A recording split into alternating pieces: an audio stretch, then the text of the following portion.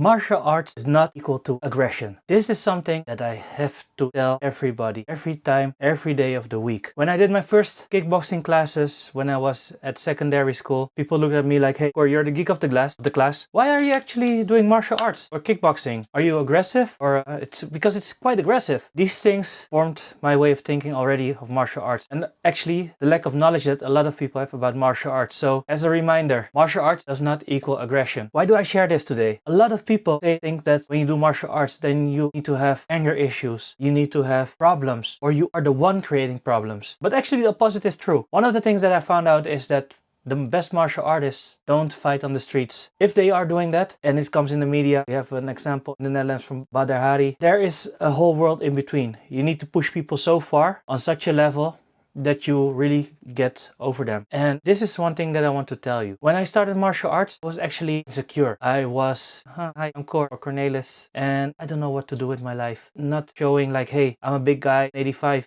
meters, just over 6 foot, 6'1" or something if we use the US metrics. But this is something that I've learned to become more self-confident, to have more faith, to have more trust or self-trust. This is something that is not aggressive. This is something of understanding your whole system. So when people come to me like, hey, Cor, you've been doing martial arts like kickboxing, karate, are you aggressive? Well, if you want me to be, then you need to push me over the edge. No, or they make the joke like, I should not have a fight with you, huh? No, don't fight with anybody. If you want to fight, go to a club, start training. Why this rant?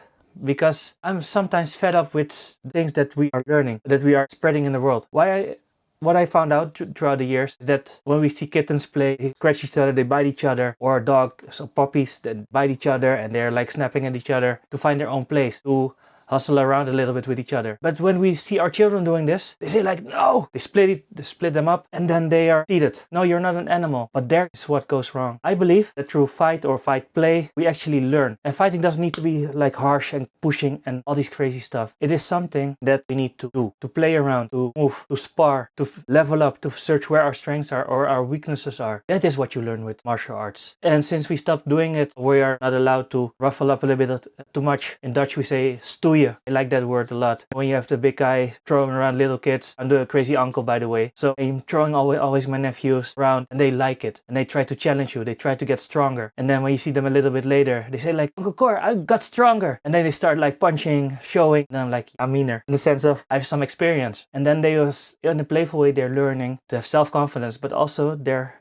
limits that they have until now. And that's what I want to share with you. When you are training martial arts, even when you're teaching martial arts, you're helping people, you're helping yourself, not only to get in a better shape, because that is one thing that I want to discuss in a different video, but you are understanding, you are learning your body, you're learning about your mindset, about self-confidence, about working together. And this is something that many people don't tell you. I've been reading thousands of articles, books, and some of the best writers have been training martial arts, but they don't tell it because the stigma is martial arts is aggressive. No, people, when you've trained martial arts, be proud of it because it shows that you have character, that you know how to handle a punch, or when things are getting difficult, that you are like, hey, I can find a way, or I have people that I work with that I can find a way. This is what I want to share with you, because I'm not saying like martial arts is the holy grail, but it is a part of us. We are animals that can learn. We need to learn by play, fight, by roughing a little up, and not being too soft on anything, because we need to learn what our limits are, but where we can also grow into. And sometimes it can be hard. Looking at the outside, if you look